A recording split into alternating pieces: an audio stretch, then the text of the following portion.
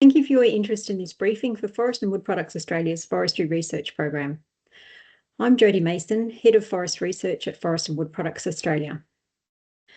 The purpose of this briefing is to provide additional guidance for project applicants in completing the full proposal template. This is the second briefing to assist applicants with the development of project proposals.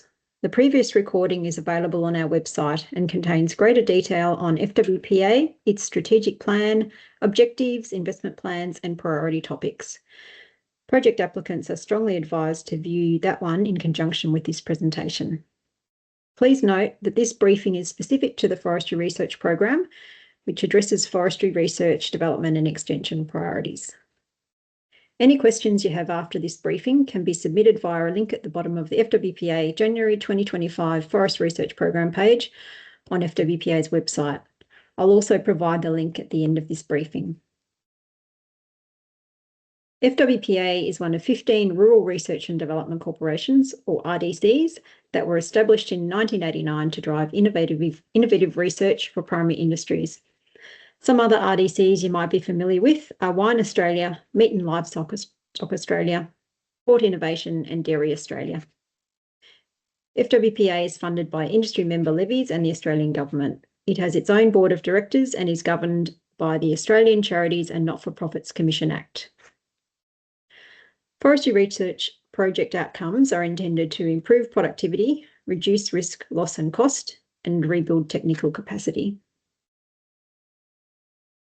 FWPA assesses forestry research project applications through a two-stage selection process.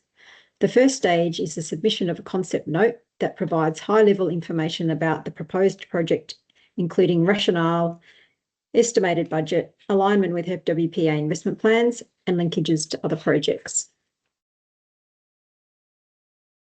The second stage is submission of a full proposal, which contains detail of the intended project activities, research milestones, a comprehensive budget including project partner contributions, details of key staff including roles, responsibilities and experience, pathways to adoption by industry, and benefits the project findings will have.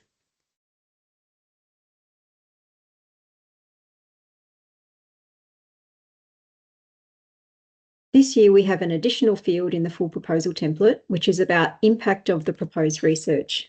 This section should include some best estimates on the potential impact of the project on one or more of the following key drivers of financial performance of wood production: costs, product prices, volume of output, product mix, and capital employed.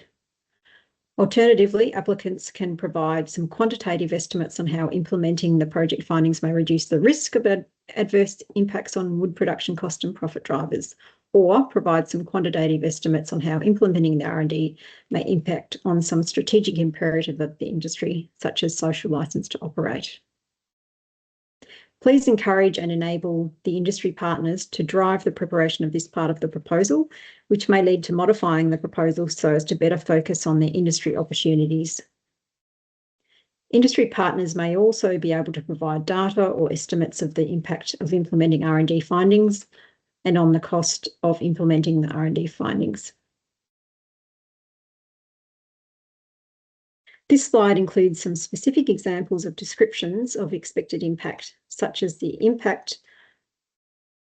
expected scope of benefits for the industry across regions and forest types, cost components, log grades, wood quality or processing. Note, we are not asking for a literature review or a full economic impact assessment, but rather a brief statement that includes estimates of potential impact on some key metrics with relevant sources footnoted if available. This information is intended to focus the research on impact for the industry and also helps communicate the intent of the proposal and industry support for consideration during our proposal evaluation process.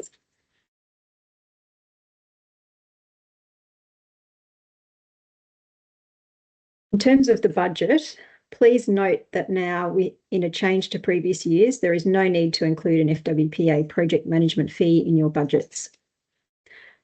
Funding for overheads is limited to 10% of project costs. Any more should be recognised as in-kind contributions from the research provider. While FWPA does not currently provide upper and lower budget limitations, multi-year projects upwards of 1.5 million would be considered large. That's seeking 1.5 million through FWPA.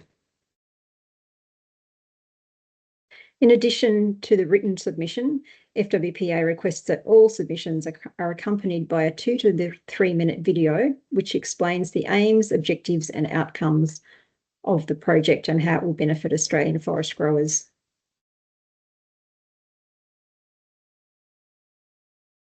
The following are requirements of the FWPA research agreement.